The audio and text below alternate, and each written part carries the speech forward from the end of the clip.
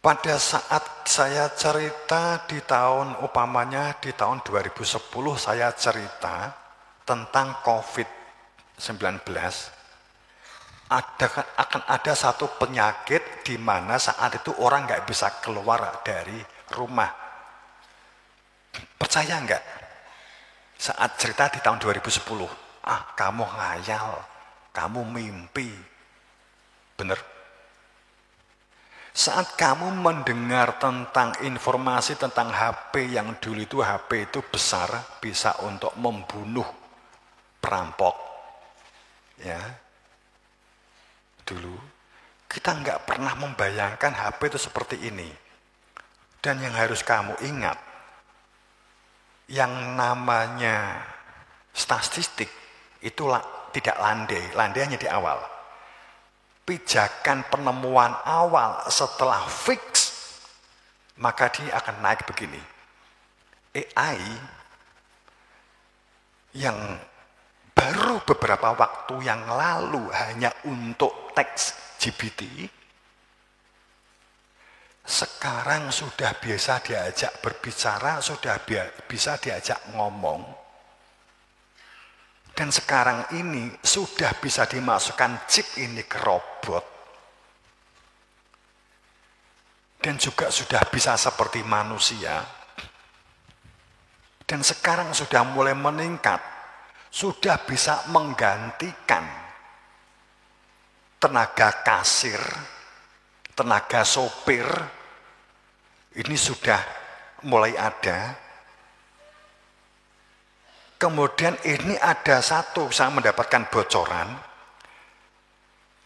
sedang memperbanyak untuk menggantikan orang-orang yang berada di tengah. Orang-orang yang di tengah ini adalah mereka para pekerja. Ini akan digantikan oleh AI melalui robot, sehingga nanti yang jaga toko, yang kemudian kasir, ya, bisa jadi sopir, nggak perlu ngajar. Kalau ngajar hanya transfer knowledge, hanya transfer pelajaran, robot aja bisa.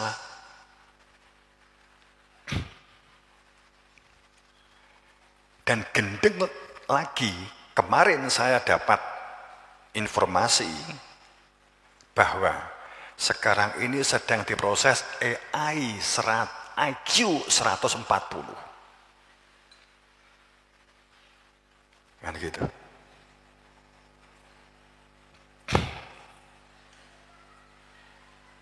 AI IQ 140. Manusia itu kan sudah super. 130 itu kan sudah IQ super, katakanlah demikian. Rata-rata manusia dunia itu kan 100. Indonesia itu kan katanya 80. Di bawah lumba-lumba. Jadi uteknya awak dhewe iki sik dhuwur lumba-lumba.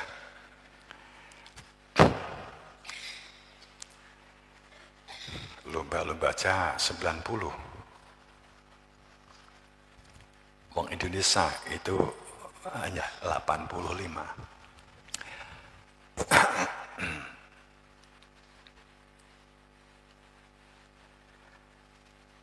Bapak Ibu yang berbahagia, saya mengungkapkan ini butuh sikap. Ya memang keimanan hal yang mendasar. Kita butuh sikap. Saya tambah informasinya, jika ini benar. Karena sekelompok orang ini, saya tidak menyebut siapa dia, kelompoknya apa, ya saya nggak nyebut. Ya. Ini sedang merancang untuk mengganti manusia karena manusia mau dimiskinkan, mereka menguasai semua mineral ada di bumi untuk dikelola oleh mereka. Mereka mencari pekerja yang tidak suka mengeluh, mereka mencari pekerja yang bisa diajak ngelembur, itu nggak akan menuntut tambahan, gitu. Itu hanya dengan AI. Gitu ya. Bapak Ibu, ini kondisi ini kan seperti itu. Kalau ini benar begitu ya, maka harus pandai-pandai kita menyikapi keadaan dan situasi ini. Sebenarnya di sini ada beberapa di bawah solusi, tapi nanti kebanyakan ya nanti. Tapi informasi sekilas begitu. Saya hanya menekankan, ayo kita bersama bagaimana membangun sebuah akhlak mental. Karena banyak pemilik perusahaan besar sekarang ini tidak lagi mau menggunakan Gen-Z karena dikenal dengan pomone jam mulangnya itu enek, kemudian ditambahi waktu. Itu sudah, ini bukan tugas saya, ini di luar tugas saya, maka saya harus ditambah. Gitu. Uang lemburnya, fee-nya harus ditambah. Gitu. Gampang mutung, gampang putus asa, gampang ceklek, gampang patah. Itu generasi-generasi Gen Z. Posisinya sekarang seperti itu, gampang marah. Kalau punya pendapat nggak bisa diberi masukan. Dia yang merasa paling benar kan. Ini berarti sistem pendidikan yang harus kita antisipasi. Jamaah rahimakumullah, makanya saat kita mungkin akan ada melakukan pola-pola sistem perubahan, saya berharap orang tua tidak tetap mensupport. Karena memang salah satunya seperti kita itu ada SD, SMP, SMA, kita ini juga sedang merancang seperti SD, TK kita juga sudah mulai.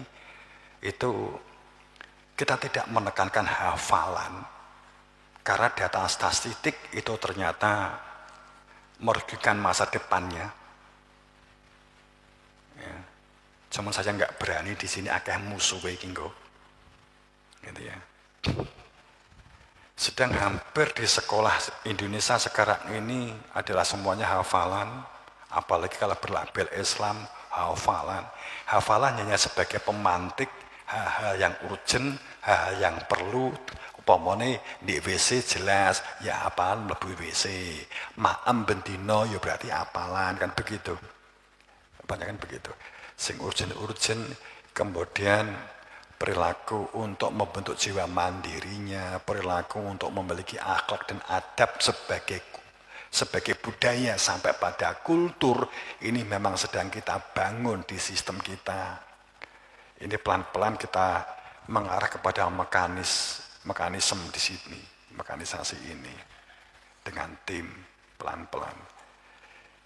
Karena tidak bisa sekonyong-konyong, karena merubah mindset Ustadz Dewi ya kita membutuhkan kepembiasaan, membutuhkan mindset. Bapak Ibu, sebenarnya sangat prihatin dengan melihat kondisi ini. Saya nggak tahu setelah Gen Z itu kelahiran yang baru ini seperti apa nantinya.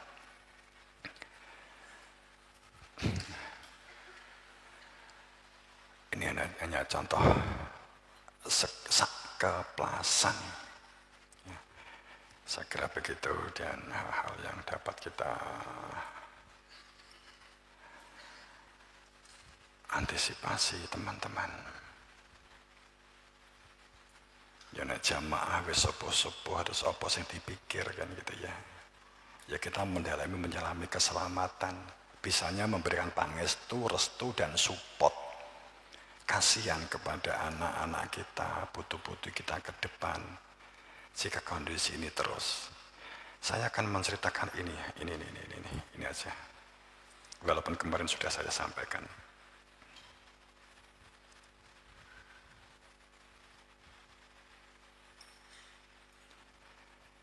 Jadi ada satu kelompok ini kita membutuhkan mengantisipasi.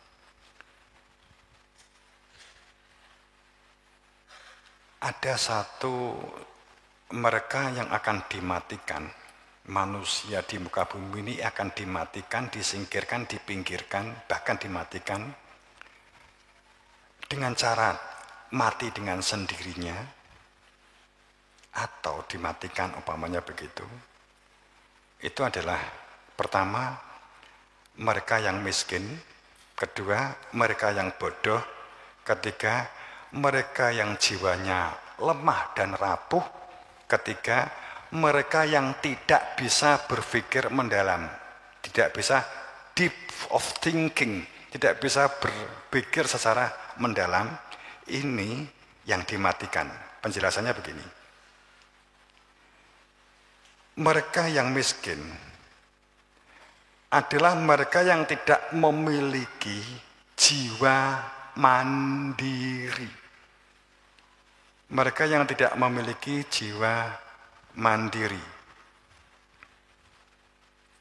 Mereka yang tidak memiliki skill dan keterampilan, tidak memiliki ahli tertentu. Ada satu isu bahwa pendidikan ini mencetak perilaku individualisme, individual. Pendidikan itu cenderung membentuk perilaku individual karena ada salah satu program yang dilakukan sekelompok orang ini adalah menghilangkan perilaku gotong royong tradisional. Ini dihilangkan untuk menipiskan pola kepedulian, pola respect, empatik. Ini memang ada program untuk menghilangkan itu. Dan kemudian pendidikan ini untuk memiliki perilaku individu. Kemudian yang ketiga, para ilmuwan itu memang dibentuk oleh sebuah sains, ya, sebuah knowledge, bahwa dia pinter untuk dirinya sendiri, begitu, sehingga dia tidak memiliki komunitas. Maka diberi satu ruang bahwa orang akademisi sing pinter secara akademik ini iso ngritik terserah, arep ngritik pemerintah, ngritik sana, ngritik sini, wong dia nggak punya komunitas. Memang ini dibentuk sistem ini. Makanya bentuk penghargaan TK sampai perguruan tinggi itu adalah penghargaan individualistik. Ranking siji krono ongko-ongko. Tidak ada penghargaan yang bersifat membangun komunitas, produktivitas, kemandirian, nggak ada. Penghargaan, kalaupun sekarang ada kan 1-2 mulai sekarang ada. Tapi kita pada dasarnya hampir semua bentuk penghargaan piagam-piagam itu bersifat personil. Prestasi diri sendiri, supaya dirinya semakin bangga dengan prestasi terhadap individu. Itu memang dibentuk, Bapak Ibu. Karena ada program sesuatu diarahkan kemana coba bangsa ini.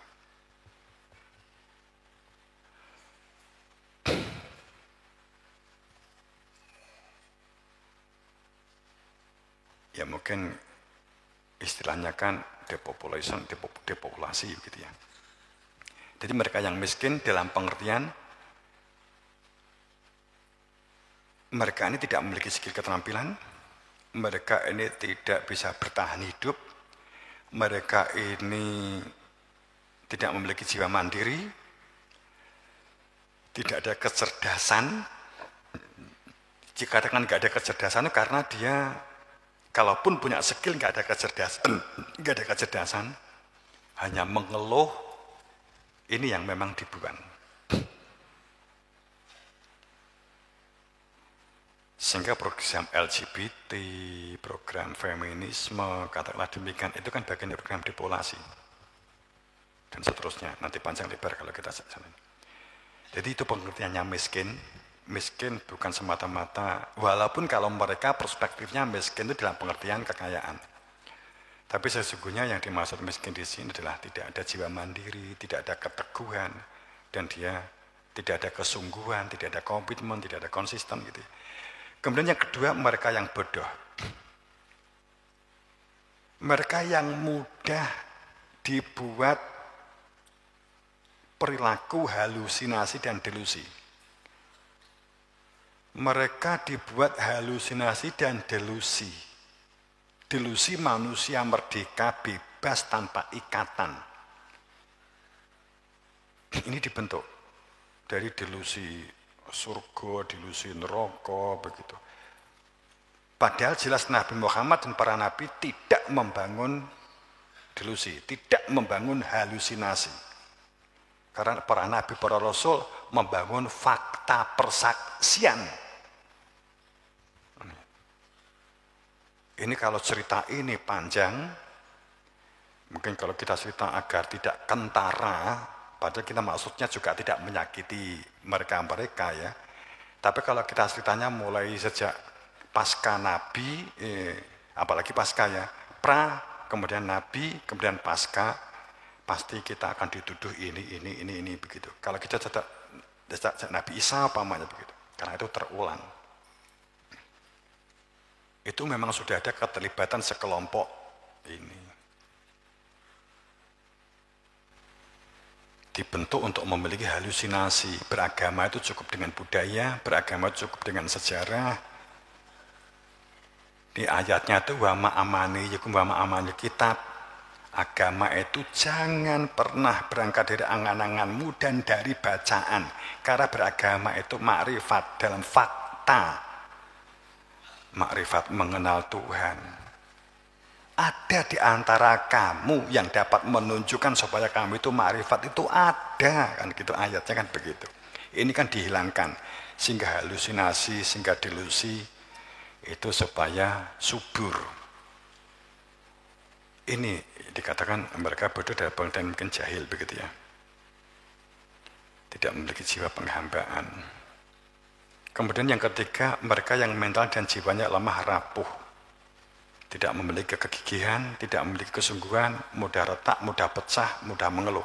Keempat, mereka yang tidak berpikir mendalam, tidak bisa mengontrol dirinya, tidak bisa mengelola hidupnya, tidak memiliki kecerdasan dalam menyikapi permasalahan, hidupnya dikendalikan oleh ego, nafsu, akunya, perilakunya semuanya sendiri, tidak memiliki kepedulian, hidup hanya untuk kesenangan. Ini yang akan dimatikan oleh sekelompok orang ini. Bapak Ibu, semoga ini menjadi sebuah wacana. Kalau ini hanya murid knowledge, ini hanya murid sebuah pengetahuan saja. Ya, hanya sebuah pengetahuan, tapi sikapnya butuh kita mulai rancang. Rama sendiri juga sedikit demi sedikit mulai merancang kesehatan mungkin semakin membaik, sehingga kita juga akan lebih intensif untuk merancang ini semua. Karena keadaan ini sebenarnya sudah emergensi kondisi saat ini.